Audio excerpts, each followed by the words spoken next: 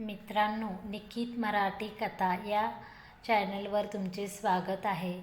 तुझ्यासोबत भाग 6. आता पुढे. गिरिजाच्या लक्षात आले फाईल मिसिंग आहे तेव्हा तिला टेन्शन आले होते.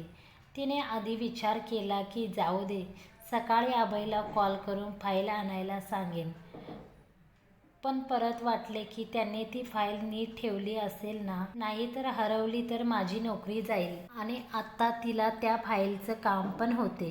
तिने घड्याळात पाहिले 9:30 वाजले होते. तसा एवढा उशीर झाला नव्हता. तो जागा असेल असे तिला वाटले.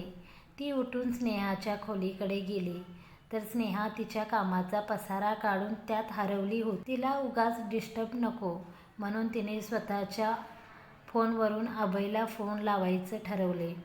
तसं तिच्याकडे नंबर पण होताच. तिने गॅलरीत जाऊन त्याला फोन डायल केला. रिंग वाजू लागली तसे तिच्या हृदयाचे ठोके हाय स्पीडने हवेवर गाड्या सुरू असतात तसे बेफाम धावू लागले. तिचं मन असे बेचैन कधीच झाले नव्हते. एक अनामिक हुरहुर आणि हृदयाची ती धडधड ही काही वेगळीच होती. मग त्याला एवढ्या रात्री उगाच फोन केल्यासारखे पण वाटले. पण तरी तिने मोठा श्वास घेत स्वतःला शांत केले. गिरिजा, तू फक्त त्याला काम होते म्हणून फोन केला आहे. उगाच असे वाटून घेऊ नकोस की तू काहीतरी चुकीचं करत आहेस, ती स्वतःलाच म्हणाली. तो मात्र तिकडे ताणून झोपला होता. त्याला आज लवकरच झोप लागून गेली होती. फोनच्या आवाजाने त्याला जाग आली. तो थोडासा उठून फोन शोधू लागला. कुणाची डेथबॉडी उठली एवढ्या रात्री मला फोन करायला? या मुली मला सुखाने झोपू देणार आहेत की नाही? तो झोपेत फोन शोधत होता. फोन उशाखाली होता. त्याच्या लक्षात आले तेव्हा त्याने फोन बाहेर काढला आणि पुन्हा उशावर डोकं ठेवून फोनमध्ये पाहू लागला. त्यावर नाव आले होते गिरू. त्याने तिचं नाव शॉर्टमध्ये सेव्ह केलं होतं. कोण गिरू?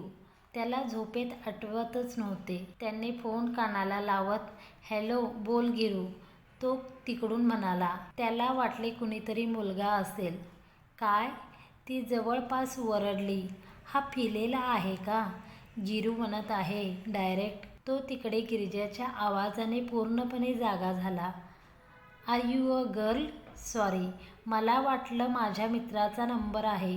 कोण बोलत आहात? तो उठून बसत. मी श्रावणी बोलतीये, ती तिकडून. तसे तो पुन्हा चकित झाला.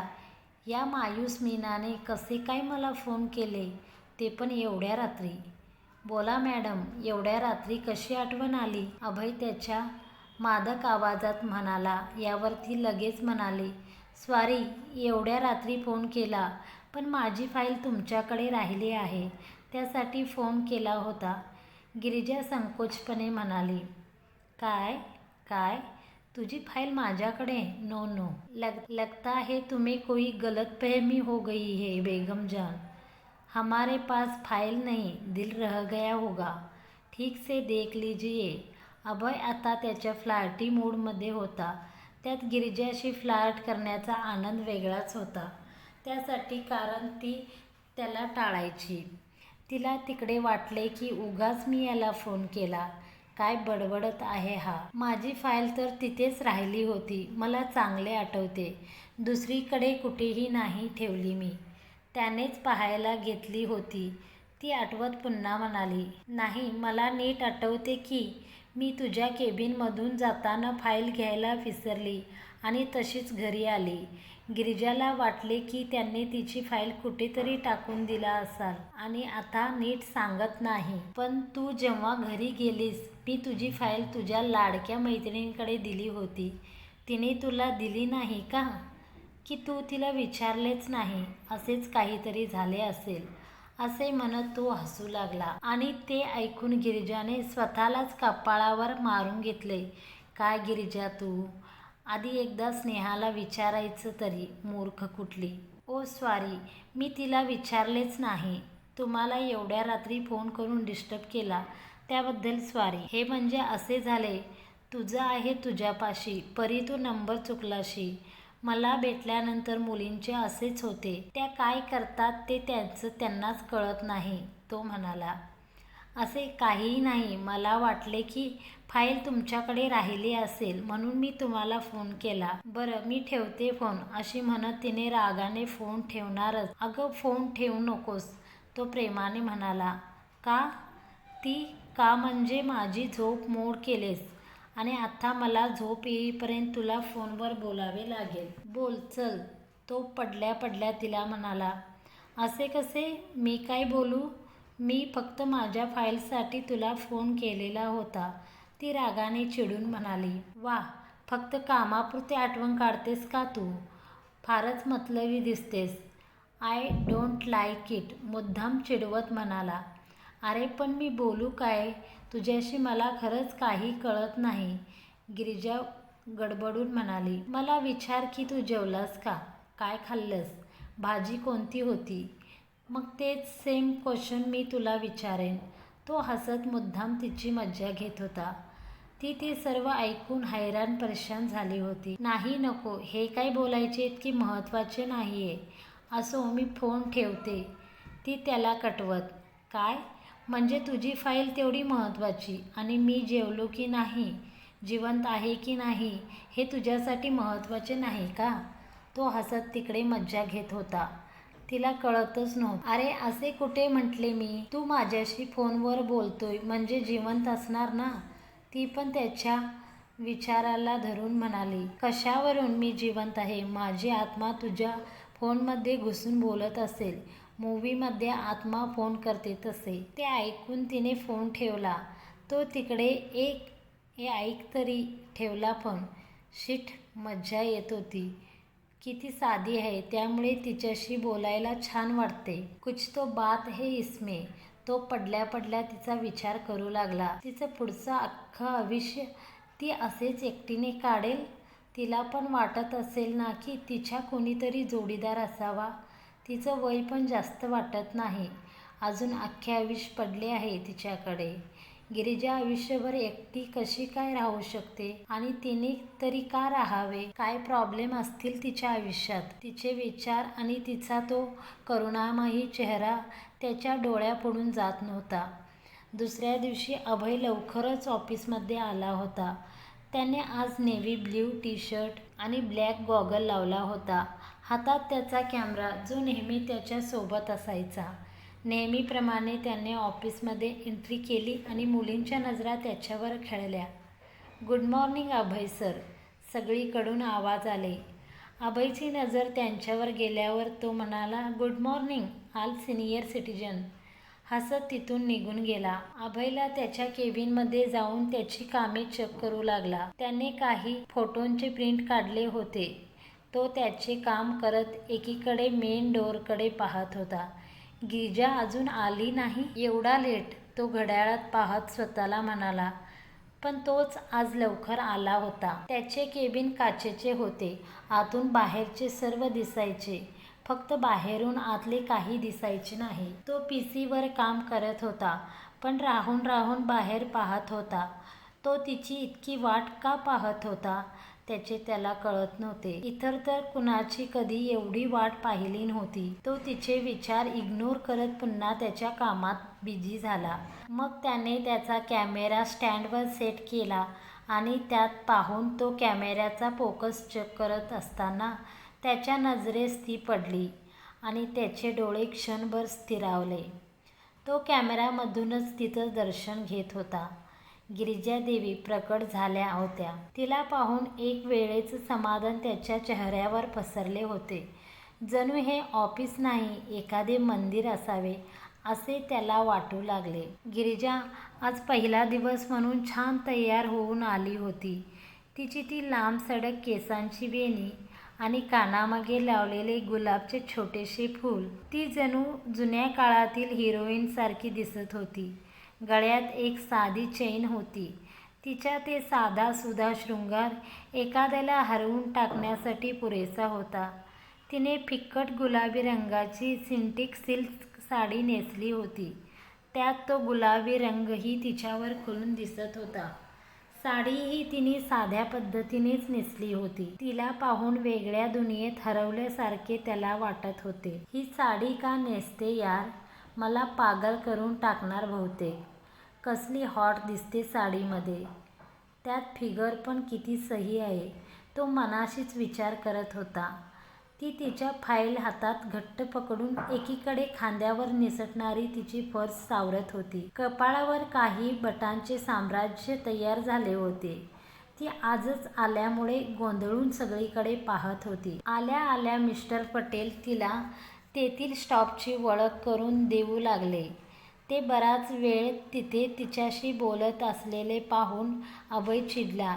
हे मिस्टर पटेल कशाला उगाच तिचा वेळ खात आहेत काय माहीत, कारण तिथे बरेच एम्प्लॉई होते. ती एक मोठी कंपनी होती. गिरिजा तिथे फक्त मोजक्या लोकांना ओळखत होती. सर्वच लोकांशी ओळख करून द्यायची म्हणजे रात्र झाली असती. अभय कॅमेरा झूम करून करून तिच्या चेहऱ्यावरील रिॲक्शन चेक करत होता. ती खूप लक्षपूर्वक सगळे समजून घेत होती. तिच्या चेहऱ्यावर प्रचंड कुतूहल दिसत होते. सोबत तिच्या चेहऱ्यावरची अनामिक भीतीही त्याला स्पष्ट दिसत होती. त्याने तिला पाहता पाहताच तिचे बरेच फोटोही क्लिक केले आणि तो ते पाहत असताना मायरा घाईतच आत आली. त्याने वरवर तिच्याकडे पाहिले आणि किंचित हसला. पुन्हा फोटो पाहू लागला. मायरा त्याच्याकडे मादक नजरेने पाहत होती. Hello dear, what are you doing? Myra त्याला पाहत एक डोळा मिचकावत म्हणाली.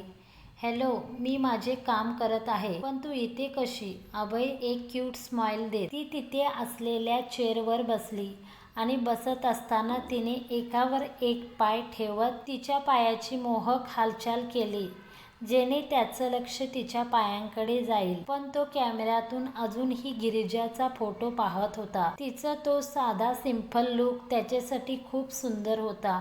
आतापर्यंत त्याने ज्या मुली पाहिल्या होत्या त्यापेक्षाही गिरिजा खूपच वेगळी होती. तिच्यात नक्की काय ते होते त्याला कळत नव्हते, पण ती त्याच्यासाठी स्पेशल होती. हे मी तुझ्याशी काहीतरी बोलत आहे, तुझं लक्ष कुठे आहे मला कळेल का? ती जरा थोड्यातच म्हणाली. ओ सॉरी डिअर, बोल ना, काय काम होतं? तो त्याच्या चेअरवर बसत तिच्याकडे पाहत म्हणाला. ओ सॉरी डिअर, बोल ना, काय काम होतं? त्याच्या चेअरवर बसत तिच्याकडे पाहत म्हणाला. काम मत पूछो, हमसे सिर्फ नाम पूछो, बातें मत बढ़ाओ, सिर्फ हाल मेरा जान लो. असे म्हणत तिने त्याचा कॅमेरा त्याच्या हातातून बाजूला ठेवत हळूहळू त्याच्याजवळ त्याच्या मांडीवर बसून तिने एक हात त्याच्या गळ्यात टाकला. अभय सावध होत आणि मुळात त्याला मायरा अजिबात आवडत नव्हती. Hey Myra, what are you doing? छोटी बच्ची हो क्या? मांडीवर काय बसली आहेस? उठ, तो तिला उठवत. शटअप अभय, समजून पण न समजल्यासारखे कसे करायचे हे तुझ्याकडून शिकण्यासारखे आहे. मायरा त्याच्या डोळ्यात पाहत म्हणाली. अभय प्लीज, मायरा प्लीज, मी आधीच क्लिअर केलं आहे, मी कमिटमेंट नाही देऊ शकत. त्यामुळे मला असे सिरियस रिलेशनशिप नको आहे. आपण चांगले फ्रेंड आहोत ना, तेच ठीक आहे. अभय तिला बाजूला करत म्हणाला. I love you Abhay, please नाही म्हणू नकोस. असे म्हणत ती एकसारखे ओठ त्याच्या मानेवर टेकवू लागली. त्यावर तो काही रिॲक्ट होणार तेव्हा गिरिजा आत आली आणि त्या दोघांना तसे पाहून तिचे डोळे चष्म्यातून बाहेर आले. तिला पाहून मायरा वैतागली आणि अभय कावराबावरा. Again bad impress. Hi Girija, good morning. Abhay तशा सिच्युएशनमध्ये तिला स्माईल देत म्हणाला. सॉरी, मी नंतर येते. असे म्हणत ती पदर सावरत जाऊ लागली. हे गिरिजा थांब, अभय म्हणाला, पण तोपर्यंत ती निघून गेलीही होती. शिट यार, तो मनातच. मायरा, तुला लॉक करून यायचं माहिती नाही का? अभय चिडून. मायरा तू उठ आधी आणि जरा कामाचं बोल, नाही तर मला इतर ही कामे आहेत. मला अजिबात वेळ नाही, त्यामुळे फक्त म्हणजे फक्त कामाचे बोल. अभय गंभीरपणे म्हणाला. काम तर आहेच ना, ती नाक फुगवत म्हणाली. कोणते काम? तू विसरलास का? समर मॅगझिनसाठी आपल्याला सोफिया रिसॉर्टला जायचं आहे. माझे काही ड्रेसेस रेडी आहेत, तर आज आपण शूट करू शकतो. मायरा समोरच्या चेअरवर बसत म्हणाली. पण त्यासाठी गिरिजाने डिझाईन केलेले ड्रेसेस सिलेक्ट झाले आहेत.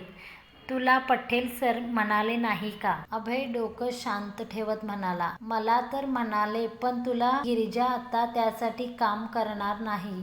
ती फक्त मला असिस्ट करणार आहे. डिझाईन तर माझ्याच राहणार आहेत. म्हणजे गिरिजाला समर मॅगझिनमधून काढले का? अभय ते ऐकून थोडा डिस्टर्ब झाला. हो, मिस्टर पटेलनी तिला दुसरे काम दिले आहे. तिचं सोड, आपण कधी निघायचं? मायरा त्याच्यापुढे चुटकी वाजवत. गिरिजाला मिस्टर पटेलांनी नवीन डेस्क दिला होता व तिथे ती बसून मायरा व इतर डिझाईनमध्ये बदल करत होती. आणि तिने डिझाईन केलेले ड्रेसेस मॅचिंग ॲक्सेसरीही आज दिवसभरात तिला डिझाईन करायची होती. ते काम मायरानेच तिला लावले होते. गिरिजा ते जीव ओतून करत होती.